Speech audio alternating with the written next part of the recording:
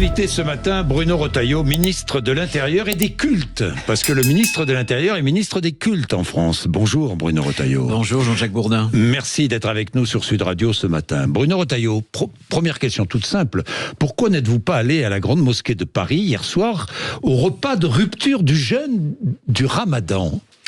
Question simple, comme vous dites, réponse simple, c'est que j'ai une ligne de conduite. Je suis ministre de l'Intérieur et des cultes, mais je ne participe à des cérémonies religieuses pour peu qu'il y ait une dimension officielle. Oui. Là, l'iftar, la rupture du jeûne, c'est un moment religieux. Je ne suis pas, vous voyez, allé officiellement à la messe du mercredi des cendres, parce que si j'étais allé, évidemment, on me serait tombé dessus. Donc non, c'est une ligne, je veux m'y tenir, parce que je pense que le modèle républicain, c'est la laïcité, il faut y faire très attention, mais ça ne m'a pas empêché de recevoir dans mon ministère, il y a quelques semaines, le FORIF, le forum qui représente les musulmans de France. Alors Jean-Noël Barrot, ministre des Affaires étrangères, y était, et il a dit, la France est attachée à sa relation avec l'Algérie. Vous aussi ? Mais bien sûr, mais vous évidemment. Aussi. Moi, mon obsession, je vais vous dire, je vois où vous voulez en venir. Oui, bah oui. Mon obsession, ça n'est pas la relation diplomatique. Mon obsession, écoutez-moi bien, j'en ai qu'une, c'est la sécurité des Français. Je ne veux pas que demain, il y ait sur le territoire national un attentat terroriste comme nous avons eu il y a peu de temps à Mulhouse. Qu'est-ce qui s'est passé à Mulhouse ? Parce que malheureusement, on oublie trop vite aujourd'hui. Un Algérien qui aurait dû être en Algérie, terroriste, a poignardé et a assassiné un ressortissant portugais à Mulhouse, sur le sol national. Ce terroriste, à 14 reprises, on avait demandé au consulat algérien de le reprendre. Mon prédécesseur, Gérald Darmanin, à 2 reprises, avait signalé ce cas à l'ambassadeur algérien. L'Algérie n'en a rien fait. Je ne veux pas que ça se reproduise. Je suis comptable, moi, de la sécurité des Français. Bien, les rapports entre la France et l'Algérie, je vais y revenir. Quelques mots pour commencer, parce que c'est la priorité. Boualem Sansal, êtes-vous inquiet, pessimiste ? Avez-vous des nouvelles ? Est-ce que vous avez des nouvelles ? Je n'ai pas de nouvelles. Écoutez, je n'ai pas de nouvelles. Aucune nouvelle. L'Algérie ne donne aucune nouvelle au gouvernement français. Son épouse a quelques nouvelles, mais nous ne savons pas ces nouvelles, si elles sont le produit de pression ou autre. Je me tiens informé aussi auprès de son avocat, François Imray, qui n'a pas de nouvelles. Vous savez que les geôliers de Boualem Sansal lui ont demandé de changer d'avocat au prétexte que cet avocat était juif. Vous vous rendez compte ? Est-ce que ça fait grand cas en France ? Vous savez, j'ai pas entendu l'extrême gauche, la gauche, protester sur cette proclamation pourtant antisémite. Et Boualem Sansal est retenu arbitrairement. Qu'est-ce qu'on lui reproche ? D'être amoureux de la langue française, c'est son dernier livre. Son dernier livre, le titre, c'est « Le français, parlons-en », un hymne à la langue française. On lui reproche de trop aimer la France, d'être trop libre. Ça n'est pas acceptable. Il est âgé et il est malade. Voilà. Donc il doit être libéré. Bruno Retailleau, l'Algérie a refusé de reprendre les Algériens, la liste d'Algériens que vous vouliez renvoyer dans leur pays d'origine. Combien ? 60 Une soixantaine. Je n'ai jamais voulu dire le nombre exact, peu importe. Peu importe le nombre. Bien. Alors, j'ai entendu hier le ministre de la Justice, votre prédécesseur, Darmanin, dire il faut absolument que l'ambassadeur de France en Algérie soit rappelé. Vous êtes d'accord ? Il faut rappeler l'ambassadeur de France en Algérie maintenant ? Attendez, il faut se tenir à la ligne que le gouvernement et le Premier ministre que nous avons arrêté ensemble. C'était au comité interministériel qu'il présidait il y a quelques semaines. C'était à la fin du mois de février. Pendant des semaines, je me suis retrouvé seul. Si j'ose dire, face aux menées algériennes. J'étais seul et ce comité interministériel a acté une ligne qui est celle de l'ensemble du gouvernement, c'est la riposte graduée. La riposte graduée, tout simplement parce que nous ne sommes pas belliqueux. Nous ne voulons pas la guerre avec l'Algérie. C'est l'Algérie qui nous agresse.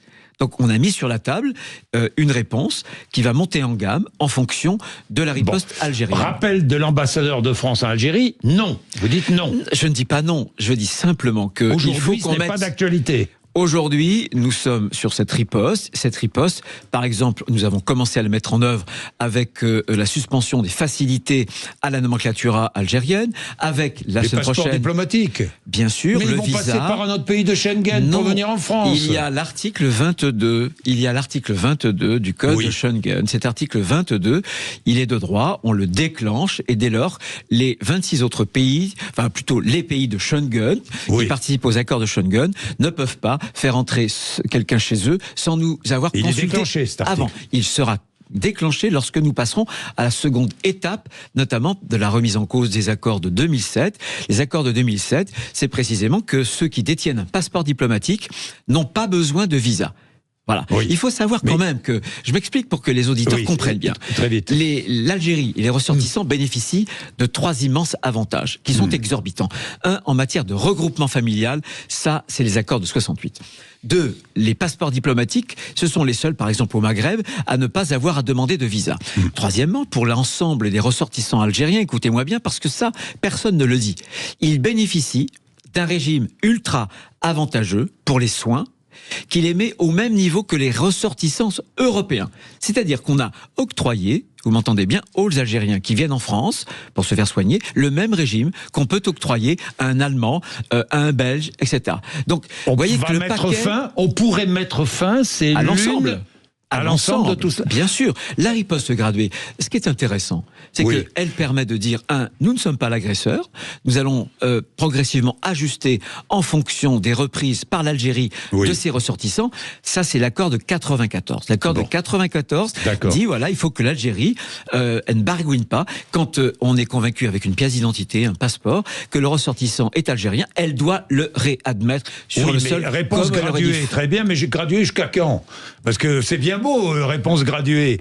Mais est-ce qu'il y a des délais? Est-ce qu'il y a... Le Premier ministre a parlé de 6 semaines. Voilà, on va tranquillement... À partir d'aujourd'hui, 6 semaines. Mais avec détermination, s'impliquer dans cette relation. Et moi, je suis solidaire de cette ligne.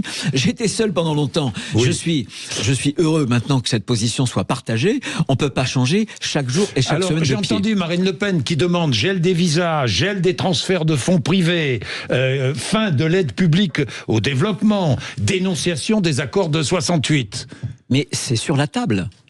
Sur la table. Mais dans la riposte graduée, il y a des choses d'ailleurs dont personne ne parle qui peuvent aussi être sur la table. C'est-à-dire je n'en dirai pas plus. Je n'en dirai pas plus parce moi, que... je peux vous dire, je peux vous donner des idées si vous voulez. Non, mais j'ai plein d'idées. Par exemple, à la descente des ferries, multiplier les contrôles, par exemple. Fermeture des consulats, par exemple. Fermeture des consulats algériens en France. Quand je dis riposte graduée, il y a un ensemble de mesures qui pourraient être prises. Voilà. Les patrimoines des personnalités, et on pourrait les ajustera. Peut-être, je sais pas moi, y penser, non? Je devrais vous recruter. Je pourrais vous recruter, Jean-Jacques Bourdin, au ministère de l'Intérieur. Vous y pensez ou pas? Mais tout est sur la table. Voilà. Ensuite, on doit ajuster cette riposte graduée. Bon, est-ce que vous n'êtes pas mis dans une nasse? Est-ce que vous avez brandi votre démission dimanche? Parce que j'ai vu cela tout à coup. Franchement. Le Parisien a titré sur cette démission. Aujourd'hui, je vois bien que... Vous avez mis votre démission sur la table ou pas? Franchement, Bruno Retailleau. J'ai toujours indiqué, Jean-Jacques Bourdin, vous me regardez les yeux dans les yeux. Oui, on se regarde les yeux dans les yeux. Que ma seule obsession, c'est la sécurité des Français. Évidemment que si un jour... il m'arrivait de tomber sur un obstacle qui pourrait mettre en cause la sécurité de nos compatriotes, alors je devrais m'interroger. Oui. Aujourd'hui, la question... L'obstacle sur la sécurité des Français. Mais quel serait cet obstacle? Je ne veux pas... Pensez à quoi? Je ne veux pas que Mulhouse se reproduise. Mulhouse, c'est l'Algérie qui ne veut pas reprendre un individu dangereux. Ça veut dire que est algérien. Au bout, après toutes ces mesures, ces réponses graduées, vous n'obtenez pas les réponses, vous démissionnez. Ah, mais non. Si le gouvernement reste solidaire et surtout si le gouvernement a cette ligne sécuritaire sur les Français, il n'y a pas de raison que je démissionne. Oui, mais aujourd'hui, si le gouvernement n'obtient pas, malgré toutes les réponses graduées, n'obtient pas de l'Algérie ce que le gouvernement français veut, que faites-vous? Il y a 2 choses. Soit nous capitulons, et alors là, la question se poserait. La capitulation serait, si j'ose dire, à l'initiative du gouvernement. Oui. Ce serait pour moi insupportable. Oui. Mais je ne le pense pas. Ça n'est pas la disposition ni du président de la République que j'ai vu, ni du Premier ministre. Soit c'est l'Algérie qui ne veut rien entendre. Mais je vois bien que M. Tebboune aujourd'hui a une seule chose en tête. Ça ne nous a pas échappé. Laquelle? Ma démission. Chaque jour, je fais la une de la presse algérienne, avec évidemment des articles très agressifs. Et ceux qui souhaitent le plus ma démission aujourd'hui, c'est le régime algérien. C'est M. Tebboune. Alors, vous pensez bien que, au stade actuel, je ne veux pas leur faire ce cadeau, tant que, évidemment, je sais que le gouvernement est sur la ligne que je préconise. Est-ce que Emmanuel Macron est sur la même ligne que vous? Vous en avez parlé, vous avez dîné avec lui? Non, pas dîné, non. Vous l'avez rencontré. On l'a en bien tête sûr. à tête. En tête à tête, mais bien oui. sûr, bien sûr. Il est exactement sur la même ligne que vous? Il est sur cette ligne de protéger les Français, bien sûr. On a parlé ensemble de cette réponse graduée et il y a consenti parfaitement. Bon.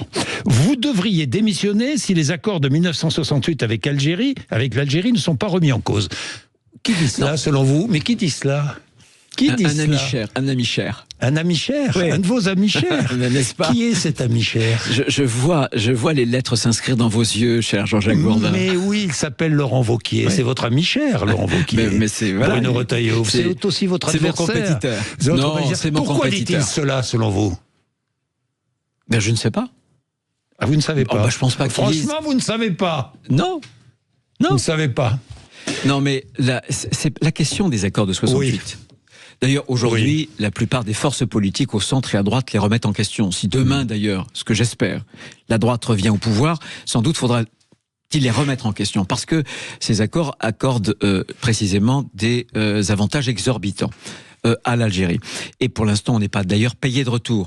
Simplement, encore une fois, mon obsession, ça n'est pas des accords, c'est la sécurité des Français. Bien. Rien sur l'AME, rien sur l'Algérie, rien sur la loi immigration. C'est ce que l'on dit autour de Laurent Wauquiez. Présidentielle, ben oui. Vous faites pas de commentaires, vous pouvez. Présidentielle 2000, non. Mais cette rivalité. Mais non, attendez, je vais m'expliquer. Il dit, il ne peut pas être à la fois ministre de l'Intérieur et candidat à la présidentielle LR. C'est impossible. Écoutez, justement, la démonstration que j'ai faite depuis que je suis au ministère de l'Intérieur depuis septembre, eh bien, la droite a retrouvé des couleurs. Parce que les Français qui partagent nos convictions veulent que on ne se planque pas. Les Français qui aiment la France veulent que, même dans des conditions difficiles, je suis dans des conditions difficiles, le gouvernement est un gouvernement de coalition, où il y a une ligne, mais on n'est pas tous avec le même parcours politique, et il n'y a pas de majorité à l'Assemblée nationale. Mais moi, je travaille au quotidien pour améliorer les choses. Et très franchement, on voit bien que quand la droite est dans l'action, quand on est capable d'être à la fois dans l'action, sans abandonner, sans abdiquer ses convictions, alors les Français nous encouragent. Si vous êtes président LR du parti, est-ce que vous serez candidat à la présidence de la République, franchement? Non, je me méfie de cette obsession présidentielle parce que ma famille politique l'a payé très cher. Je pense que vous ne serez pas candidat. Je ne dis pas que je serai ou que je ne serai pas candidat. Je dis simplement que l'obsession présidentielle a fait beaucoup de mal au parti. Pourquoi? Il s'est transformé en une simple écurie présidentielle et on a oublié de travailler. On a oublié de réfléchir. Depuis quand est-ce qu'on a proposé une idée neuve qui permettent de dire aux Français, on va porter pour vous un projet de société au moment où la France va mal. Donc le travail d'un parti, c'est d'abord de réfléchir, de proposer un projet de société, des idées nouvelles qui permettront demain de redresser la France. Alors, l'immigration, 2 textes inscrits au Sénat. Vous voyez bien qu'il y a des textes qui sont inscrits. Mais oui, au Sénat, oui, qui ont été votés. D'ailleurs, maintien en rétention des étrangers condamnés pour des faits graves. Alors, pas 90 jours, c'est le cas aujourd'hui, mais jusqu'à 180 et 210 jours. Et puis, deuxième texte, conditionner l'octroi de certaines prestations sociales aux étrangers à au moins 2 ans de résidence en France. Vous approuvez ces 2 textes? Bien sûr que je les approuve. Je les soutiens, évidemment. Et d'ailleurs, c'est la méthode. Oui. Dès d'ailleurs le gouvernement, avec Michel Barnier, nous avons fait le constat qu'avec cette Assemblée nationale où nous ne disposons pas de majorité, il ne fallait pas un grand texte, un grand monument. Il n'y en aura pas. Législatif. Il n'y aura pas de grand texte. Il ne peut pas y en avoir. Sur l'immigration. Mais il ne peut pas y en avoir. Et moi, je ne demande pas un texte fétiche avec mon nom sur le socle. C'est pas ce que je demande. Je ne demande pas une loi Retailleau. Je demande des outils particuliers, ponctuels, des objets uniques par des propositions de loi qui viennent des députés ou des sénateurs. C'était le cas d'ailleurs avec les députés dans une niche LR sur le droit du sol pour Mayotte, et c'est le cas au Sénat avec l'extension du délai de rétention dans les CRA. Vous savez que la jeune Philippine a été assassinée parce qu'on ne disposait pas de cette arme. Pour moi, c'est fondamental. Et puis, les prestations sociales. Moi, j'estime que y a des appels d'air et que les prestations sociales qu'on appelle non contributives, les allocations familiales, c'est pas un dû pour un étranger. Allocation familiale et APA. Ça n'est pas un dû. Les Français travaillent dur précisément pour maintenir à flot notre modèle social. Retailleau, est-ce que ça va être inscrit à l'Assemblée nationale? Parce que pour l'instant, ça ne l'est pas. Ça ne l'est pas pour des raisons d'ordre du jour, mais j'espère bien. J'espère bien que ça le sera. Moi, l'engagement qu'a pris François Bayrou lorsque j'ai dit oui pour... Vous avez obtenu cela, ce sera inscrit à l'Assemblée nationale. Je lui avais dit, je ne veux pas de grands textes, je veux des PPL. Et il m'avait dit oui, j'ai aucune raison de ne pas croire en la parole de François Bayrou. Le 26 mars, vous avez rendez-vous. Vous avez rendez-vous pour participer avec Manuel Valls à une soirée. Le collectif Agir Ensemble qui organise cette soirée pour la République, c'est un meeting. La France contre l'islamisme. Alors, parlons justement de l'islamisme. Dites-moi, est-ce que vous allez interdire définitivement le port du voile et de tout signe religieux dans les compétitions sportives? Moi, je le souhaite. Vous savez, lorsque je suis arrivé au ministère, on m'a rendu un rapport qui est classifié, qui est confidentiel. Ce rapport, je vais le déclassifier. Alors, je ne peux pas le déclassifier en l'état parce qu'il y a des noms, il y a des informations qui relèvent du secret. Mais que dit ce rapport ? Ce rapport est alarmant. Il porte sur la stratégie des frères musulmans, qui est une stratégie de l'entrisme. Il y a une stratégie avec le djihadisme, le terrorisme. Une stratégie avec le séparatisme, où on voulait séparer les mécréants des bons croyants. Mais là, l'entrisme, les frères musulmans, c'est qu'ils ont un agenda avec un discours qui est très lisse, où généralement, ils reprennent nos valeurs, ils sont pour la liberté, pour l'égalité. Mais derrière cet agenda, ils veulent qu'un jour, tout bascule et que la charia s'applique sur notre territoire. Et l'entrisme, nous dit-on, c'est d'abord les clubs de sport, les associations sportives, pas que les associations culturelles. Donc il y a un danger. Interdiction du port du voile dans toutes les compétitions sportives. Bien sûr. Bientôt. Je le souhaite parce Vous le souhaitez ? Qui décide de cela ? Eh bien, j'avais d'ailleurs initié avec un ami qui est sénateur, Michel Savin. Le texte a été voté. A été voté. Ce texte, il a été ce qu'on appelle bleuи. C'est-à-dire qu'il y a eu une réunion interministérielle à Matignon pour savoir quelle serait la ligne du gouvernement. Ce matin, je la rappelle, cette ligne qui a été votée dans cette PPL au Sénat il y a quelques jours. Vous avez eu cette discussion avec François Bayrou. Exactement. Et c'est cette ligne-là qui a prévalu. La ligne, c'est qu'on doit interdire le port du voile dans les compétitions sportives. Donc, par la loi.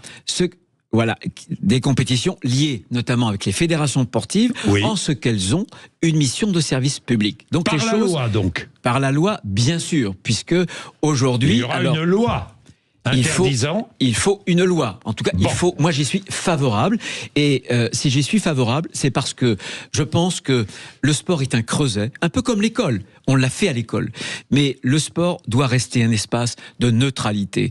Et les visées religieuses, politiques, ne doivent pas avoir leur place sur des terrains de sport, là où on peut se comprendre, où on peut partager une même émotion, quelle que soit sa croyance religieuse ou même politique. Même chose pour les accompagnants, sorties scolaires, par la loi, interdiction du port du voile ? Ça a toujours été une conviction personnelle. Le gouvernement ne l'a pas tranché. J'ai toujours indiqué que les sorties scolaires, c'était l'école hors les murs. Ma réflexion, c'est que dans les murs, l'école, on interdit le voile. Et il me semblerait que l'école hors les murs, on pourrait aussi le faire. Le gouvernement y pense ? Est-ce que vous allez mettre cela sur la table ? Le gouvernement n'y pense pas.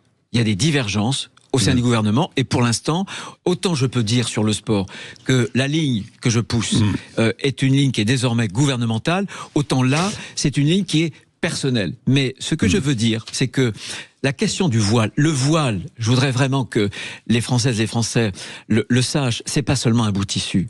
Le voile, c'est un étendard. Le voile, c'est la soumission de la femme par rapport aux hommes. Il y a aujourd'hui des femmes qui meurent en Orient pour s'être dévoilées. Voilà. Toutes les femmes qui portent le voile ne sont pas des islamistes. Mais écoutez-moi bien, tous les islamistes, tous, sans exception, veulent voiler les femmes.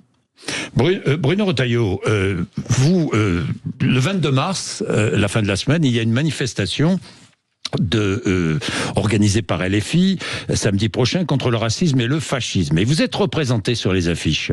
La France Insoumise vous désigne. Vous êtes raciste et fasciste.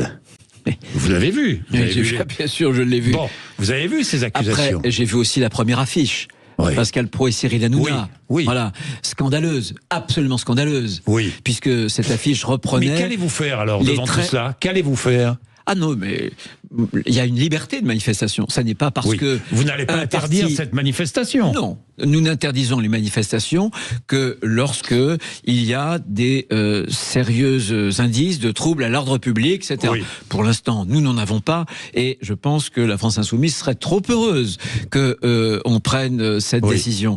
Simplement, ce que je dis, c'est que s'il y a bien un parti aujourd'hui qui est en dehors du champ de l'arc républicain, comme l'on dit, c'est bien les Insoumis. Souvenez-vous que les Insoumis, j'ai d'ailleurs attaqué une députée qui avait banalisé la chasse aux Juifs, vous savez, à Amsterdam, il y a quelques mois. Vous savez que les Insoumis jouent dangereusement avec l'antisémitisme, puisque sous prétexte d'antisionisme, ils draguent le vote musulman et ils font prospérer précisément l'antisémitisme en France. Encore une fois, écoutez-moi bien, on parlait tout à l'heure de Boualem Sansal. Vous savez que Rima Hassan, Marion Aubry n'ont pas voté alors qu'il y a eu au Parlement européen une résolution qui demandait, pour des motifs humanitaires, pas politiques, pour des motifs humanitaires, la libération de Boualem Sansal. Elles ne l'ont pas voté. Encore une fois, l'apologie du terrorisme. Les Insoumis ont déposé un texte, une proposition de loi pour abolir le délit d'apologie du terrorisme. Bien, oui, mais Bruno Retailleau, parti anti-républicain, est-ce que vous allez demander la dissolution d'LFI ? Non, parce que nous ne l'obtiendrons pas. Bon. Je parle sur le plan politique, voilà. Et c'est aux Français de faire, à mon avis, leur jugement. Je pense que pour beaucoup d'entre eux, ils l'ont fait. Bien, ils l'ont fait. Donc, mais quand on vous accuse de fascisme, d'être un fasciste, d'être un raciste, vous n'avez pas envie de répliquer, là? Vous n'avez pas envie de répondre? De la part des Insoumis, ça ne me fait rien. Ah, croyez-moi, une critique. Pour moi, les Insoumis, c'est comme une boussole inversée. Quand ils montrent dans une direction, la bonne direction, c'est l'inverse. C'est 180 degrés. Bon. Le football, 5 associations, groupes ultra de plusieurs clubs sont en voie de dissolution. Est-ce que vous allez les dissoudre? Il y a là 2 groupes de Saint-Étienne, un groupe de Nantes, un de Strasbourg et un du Paris Football Club. Est-ce que vous allez les dissoudre? Je vais m'expliquer. Puisque aujourd'hui on est dans une procédure contradictoire. C'est normal, la procédure contradictoire permet à chacun de faire valoir ses arguments. Le foot, le sport, c'est des joueurs, c'est un public, c'est des supporters. Donc moi, je n'ai rien contre les supporters. Simplement, je veux que demain, dans les matchs de foot notamment, parce que c'est le foot qui est concerné, un père, une mère puisse venir avec ses enfants sans craindre des violences. Je ne veux pas que les stades soient des zones de non-droit. Or, je veux dire aux Français qui m'écoutent ce matin que chaque week-end, pour des matchs de foot, on mobilise 30% des forces de l'ordre. 30% des forces de l'ordre sur le territoire national sont affectées à cette sécurisation. En 6 ans, le nombre d'heures de policiers et de gendarmes affectés à la sécurisation des matchs de foot s'est accru de 86%. Est-ce que les Français payent des impôts pour sécuriser des matchs de foot? Alors, est-ce que vous êtes favorable à la dissolution de ces groupes ultra? Nous dissoudrons si nous avons les bons arguments. Aujourd'hui, nous avons... Vous les avez, les bons arguments? Nous avons des arguments. Et vous êtes favorable à la dissolution? Moi, je suis favorable à la dissolution pour peu qu'on puisse dissoudre et que je ne sois pas annulé par la justice. Simplement, nous visons tout particulièrement les ultras qui commettent des violences et qui, dans ces violences d'ailleurs, visent nos forces de l'ordre. Ça, j'y accorde vraiment une importance particulière parce que je suis le patron des policiers et des gendarmes et je n'admets pas qu'on puisse les blesser en prenant prétexte justement du sport. Ça n'est pas une zone de non-droit et je ferai respecter le droit. Bruno Voilà. Et si je dois dissoudre pour le faire respecter, eh bien, nous dissoudrons. Aujourd'hui, c'est un certain nombre de clubs ultra sont engagés devant la commission consultative dans cette procédure contradictoire, et on verra bien au bout du bout, s'ils prennent des positions et s'ils se justifient ou pas. Bruno Retailleau, j'ai 3-4 questions pour terminer. Crépol, le meurtre de Thomas, est-ce que c'était un raid anti-blanc ? Vous, ministre de l'Intérieur, est-ce que vous avez les informations nécessaires pour répondre à cette question ? Les informations précises, je ne les ai pas. Mais je sais qu'il y a aussi un racisme anti-blanc. Vous savez, le racisme, il est certainement pas l'apanage de telle ou telle couleur de peau. Voilà.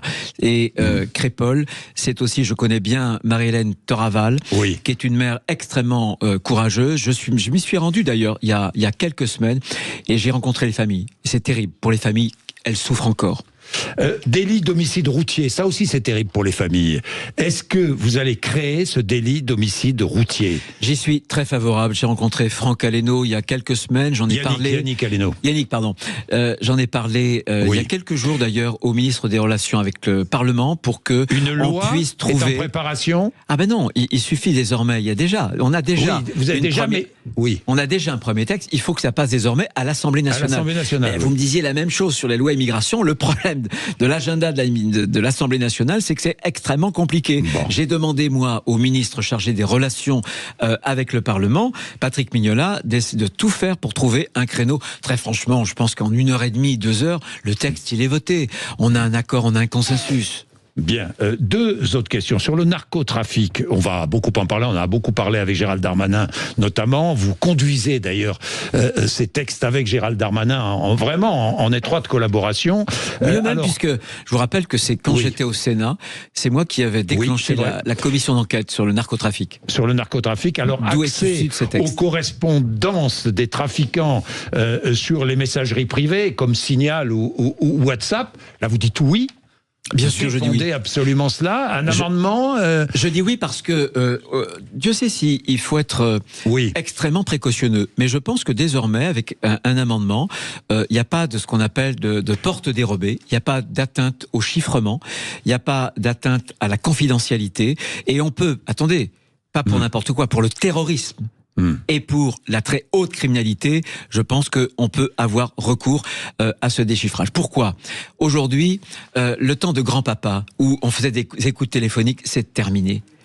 On n'obtient plus rien, puisque ces terroristes et les grands criminels qui font partie des mafieux, etc., ont migré massivement, précisément, sur ces messageries cryptées. Et donc, ça réduit à néant les renseignements de nos forces de police ou de gendarmerie. Il faut vraiment, dans des conditions très resserrées, et c'est ce que prévoit cet amendement, sans porter atteinte, encore une fois, au chiffrement, ou même à la confidentialité. Mais est-ce qu'on veut ou non donner des outils à nos forces de police, de gendarmerie, quand on lutte contre le terrorisme ? Moi, je vais vous dire, Amra, ça a duré 9 mois, sa cavale. Si on avait eu accès au déchiffrage, on aurait réduit sans doute par 2 ou 3. Nous n'avons pas pu déjouer, je vous le dis aussi, c'est la première fois que je le dis, ce sont mes services qui m'ont confié, qui m'ont fait cette confidence. Allez-y. Nous aurions pu déjouer des attaques mortelles, terroristes, si nous avions pu avoir accès à ce genre de techniques de renseignement. Déjouer certaines attaques mortelles. Lesquelles ? Bien sûr. Je n'en dirai pas plus.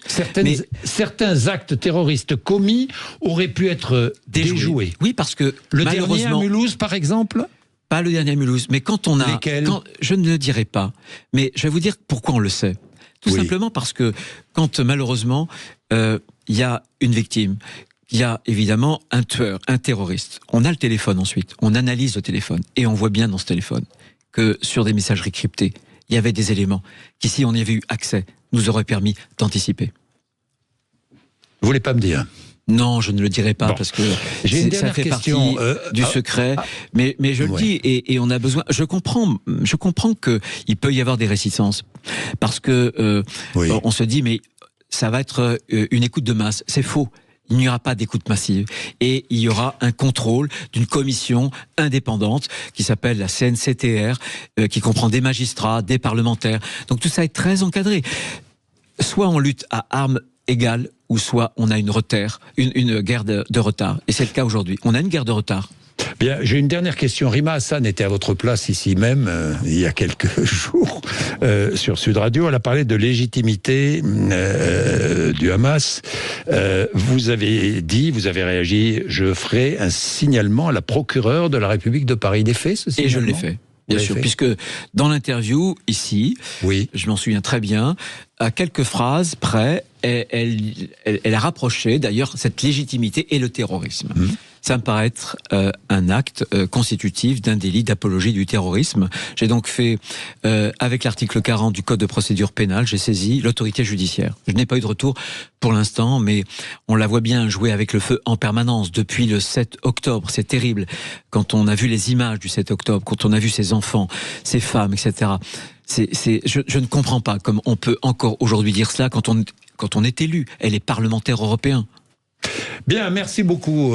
Merci Jean-Jacques Bourdin. Merci d'être venu nous voir sur l'antenne de Sud Radio. On a un peu débordé, on est désolé pour Patrick.